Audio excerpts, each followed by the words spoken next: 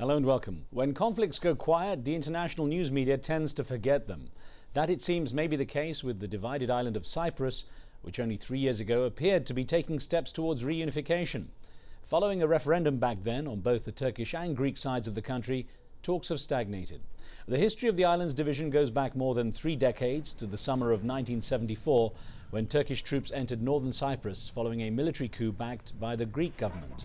The fighting that resulted led to the disappearance of 2,000 people and the displacement of up to 250,000. In 1983, the northern third of the country proclaimed itself a separate state, the Turkish Republic of Northern Cyprus, recognized only by Turkey and fully dependent on that country. The 2004 effort for reunification failed when Greek Cypriots voted overwhelmingly against it, despite a two-thirds vote in favor by the Turkish side. Well, today, Greek Cypriots enjoy EU membership, while the Turkish Cypriots remain in the north in a state of isolation. On this show, we get the perspective of Turkish Cyprus and explore what the people there see as the long-term solution. And don't forget, we take your questions and comments on this show via mobile and phone text, and the numbers are there on your screen. Joining us now from Nicosia, the only divided capital remaining in the world, is Turgay Avci, the Deputy Prime Minister and Foreign Minister of Northern Cyprus. Welcome. We have quite a long satellite delay, so I'll start off with the first question there, sir, and just say, let's start by getting from you the perspective on where Turkish Cyprus stands right now. Is reunification still on the table as far as you're concerned? Well, thank you very much for the question. First of all, I would like to stress on one thing. The Cyprus problem has not started in 1974. Cyprus problem has started in 1963, after Greek Cypriots have destroyed the so-called partnership of republic. You know, in 1960, Cyprus Republic was established between Turkish Cypriots and Greek Cypriots equally, and Turkish Cypriots were kicked out of this republic in 1963. So Cyprus issue has started in 63, and thanks God for 74 that Turkish troops came and saved us. Well, still the Cyprus issue is on the table, and the reunification issue is on the table, but Turkish Cypriots have done everything they could in 2004, where we have said yes for the referendum, for the Annan plan, and the Greek Cypriots were the ones who have rejected this comprehensive settlement in 2004. And we have also tried to sit down and discuss this issue since 2004, but Greek Cypriots have always rejected it. This is a very important issue that we should put first of all.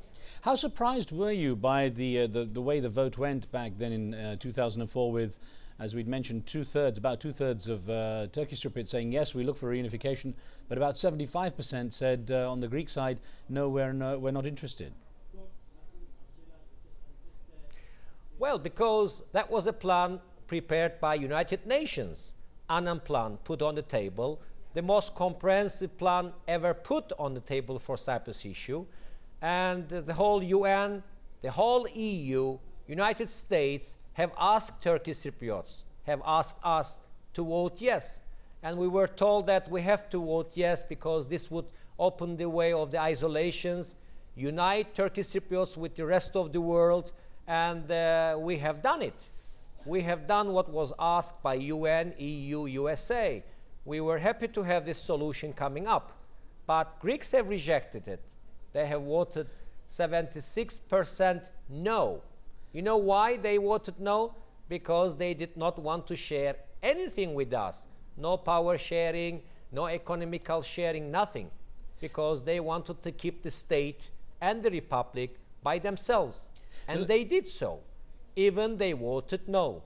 Let me ask you, sir, how you feel about the obviously the concerns about issues of return of properties and the presence of Turkish troops remaining? Turkish troops are here as a guarantor right of 1960 Constitution. They are not here for a vacation. They came here in 1974 to rescue us from the coup d'etat of the Greek Cypriots.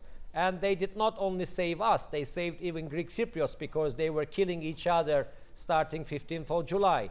So Turkish troops' presence in Cyprus is a guarantor right depending on 1960 Constitution. And they will continue being here until there is a just, equal settlement. Now, of course, if that referendum was to have gone ahead, I mean, I think one of the concerns was that Turkish troops would remain after that. We had an email from Mary in Texas in the USA referring to the fact that if the referendum was yes and there was reunification and that there was Turkish troops still there, Mary's asking, well, what about the presence of Turkish troops? How could Greek Cypriots ever be comfortable with that? Well, I am asking Mary to read the referendum once more. If she doesn't have it, I will send it to her, because the referendum results, the Annan Plan said, if two sides say yes, all the foreign troops, Turkish troops from here and the Greek troops from the other side, would leave the island step by step, and only a very small amount would remain with the number of 1960 constitution. So Turkish troops would have left the island if the plan was accepted. This is the reality. Can I ask you, how has the Greek Cypriot accession to the European Union affected the prospects for a long-term solution to the island's unity? Well, this was the biggest mistake Europe could ever do, because we have accepted this comprehensive settlement. Turkish Cypriots have said yes for this plan, and Greek Cypriots have rejected. What has happened at the end? Greek Cypriots have been rewarded by being accepted into EU, and Turkish Cypriots have been isolated from the rest of the world by saying yes for a solution. I am asking, where is the human reality? Where is equality? Where is the what we call equality of existence? So I would like to say one more thing. EU has done its biggest mistake, and European leaders do accept this mistake, but they say, what can we do now? There are lots of things they can do. Well, let's get Anwar in Paris on the line. Anwar has a question. Go ahead. Oh, thank you, Riz. I'd like to ask Mr. Minister that the tug of war between Turkish Cypriot and Greek Cypriot is going on for a long time. When it will be finished? Can we expect that it will be finished, end up in near future? Right. What optimism do you have for a solution? Well, thank you very much for the question. In fact, that's a question everybody should ask. This problem has started in 1963 and has gone up to 2004 with this referendum. We have accepted a solution. It was rejected by Greek Cypriots. And Greek Cypriots have been accepted to EU, where they have all the rights to veto everything, where they have all the rights to keep us away from the world, and where they have the power of isolating Turkish Cypriots. This is the problem, and we are still on the table for a solution, for an equal, just solution under the UN umbrella, but Greeks are always away from a solution because they have the membership of EU, they have all the economical support from the rest of the world, and they are the so-called Republic of Cyprus. They are holding my right of Cyprus Republic. These are the things that should be discussed. We are after a solution, but if they are not coming for a solution, then the rest of the world should look after Turkish Cypriots. The isolations should be removed. We should have the right to fly directly to United States, to Europe. Why don't I have the right to fly directly to another country? Why don't I have the right to sell my products to Europe? These are the questions that we should discuss. So presumably, Minister, you feel that the EU and perhaps the international community hasn't really done anything to end the isolation of northern Turkey, northern Cyprus, as you see it.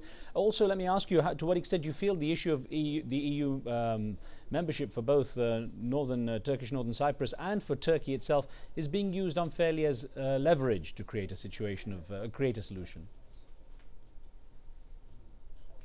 Well, membership of Greek Cypriots to EU gave them the power to threaten Turkey on the accession of Turkey to EU. And they are always threatening Turkey to veto Turkey in EU. And they are keeping this power of rejecting all rights of Turkish Cypriots. And EU has taken a decision. They have a council decision in 2004 saying that financial aid will be applied to Turkish Cypriots, 259 million euro. And up to now, only 30 million euro could be applied because Greek Cypriots are preventing it. Europe said we will have direct trade regulation accepted for Turkish Cypriots for us to sell our products to European countries. Greeks have prevented, and it has been now almost 4 years that this regulation has not been passed. Why? Because Greek Cypriots are in EU. In fact, they will use this power to prevent all the openings to Turkish Cypriots. We also have problems with our educational systems because Greeks are preventing us being accepted into Bologna process. This is educational right. This is an individual human right. And we are being prevented by this human right as well. My kid is being prevented in competing with an American kid or a European kid. My kid have no right of competing, playing sports, playing football, or doing anything with another kid in the rest of the world. Okay. Why is that? Because I'm a Turkish Cypriot. Minister, let me get Angelo on the line from Botswana because Angelo has a question as well. Go ahead, Angelo.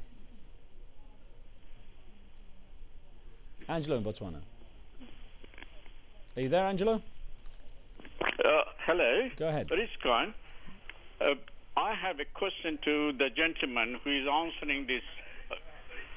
Go on. Keep going, Angelo. All these years, the Turkish Cypriots, they never wanted the reunification with the Cyprus. Why at once they want to get in?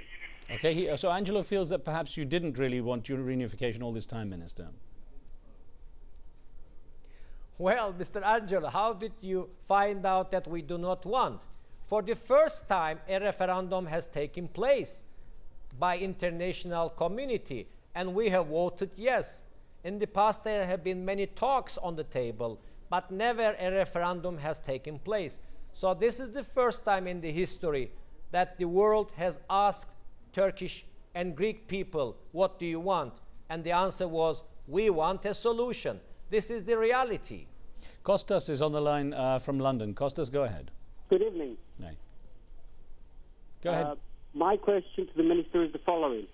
Why and how come is the fact that on 18% of the population are Turkish, and yet they occupy 40% of our land, and they won't allow us to go in our homes? Okay. Well, the answer is we are after a solution, but you do not want to share anything. Greek Cypriots are not after sharing anything with Turkish Cypriots. And the Greek Cypriots want to accept us as minorities, and they want to keep this state by themselves. We have to go back to 1960.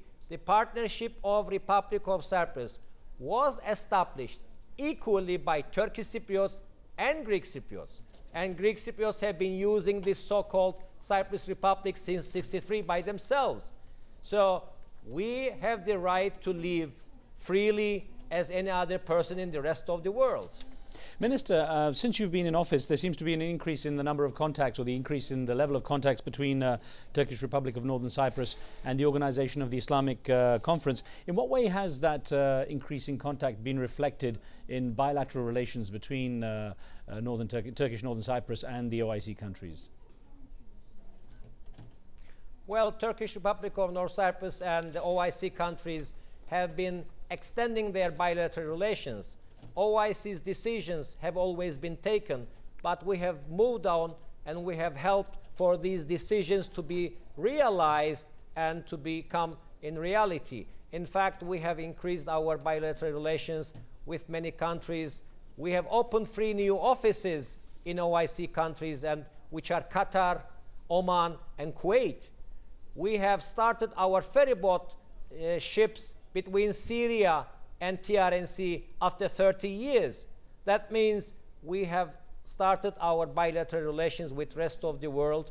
We have had many businessmen going to Kuwait for trade relations, and we are expecting many Saudi Arabia businessmen coming to TRNC for future cooperation. OIC has been in great cooperation with us. Secretary General Professor Ekmelettin Ihsanoğlu and his teams, the Secretariat, has been in good relations. They have visited Turkish Republic or North Cyprus, and we have opened ourselves to OIC countries. Okay. We are now moving forward. We will use all the openings of OIC countries to Turkish Cypriots, and we will improve these relations in the coming months as well. Let's squeeze in a call from Lee in the United Kingdom. Lee, what would you like to ask? Hi there. What I'd like to know is the number of Turks in Cyprus are, in relation to the population of Cyprus, a minority, yet they're after 50% of the power, shall we say. How can they ask for such a thing when a similar population minority in Turkey, i.e. the Kurds, aren't given 50% of the power in Turkey? How can they justify wanting 50% when their population is only about 20%? Minister. Well, Mr. Lee, I am referring you to the Constitution of 1960, which has been signed by Turkey, Greece, United Kingdom, where you are now, Turkish Cypriots and Greek Cypriots. And 50% power sharing was there in 1960. So these are the rights of Turkish Cypriots since the establishment of the Cyprus Republic, we were kicked out. And humanitarianly, we have the rights on Cyprus. We have been here for so many centuries, and we have as equal rights as Greek Cypriots do. This is the reality. Minister, we have literally 15 seconds or so. Let me just ask how the July the 8th process of 2006 might lead to some prospects. You don't have long, I'm afraid, but a quick thought on how you might move forward. Well, 8th July was started by Turkish Cypriots. It was started by our President Talat, where technical committees were to set up for humanistic relations. And we have asked Mr. Papadopoulos to come and meet the President since 2006, 8th July. He has never come until 5th September of 2007, where he was doing this just for his internal politics of elections in February 2008. Sir, I'm sorry, I'm so sorry, we're out of time though. I thank you very much for joining us there from Nicosia. I hope to speak with you again soon. Thank you, sir. And thank you for being with us. We should point out we've approached the Greek Cypriot side for their perspective and are still waiting confirmation they'll join us. On tomorrow's show, the Los Angeles Police Department is mapping out Muslim areas. We'll talk to representatives from the LAPD and the Muslim community about this issue. Don't forget, if you have any thoughts about pressing issues, send your emails to riz@aljazeera.net. We'll see you next time. Street Talk is next.